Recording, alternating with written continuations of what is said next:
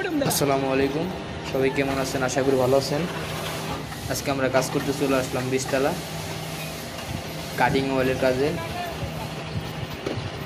আপনাদের যদি কাজটা ভালো লাগে অবশ্যই লাইক কমেন্ট শেয়ার করবেন, চ্যানেলটিকে সাবস্ক্রাইব করে দেবেন।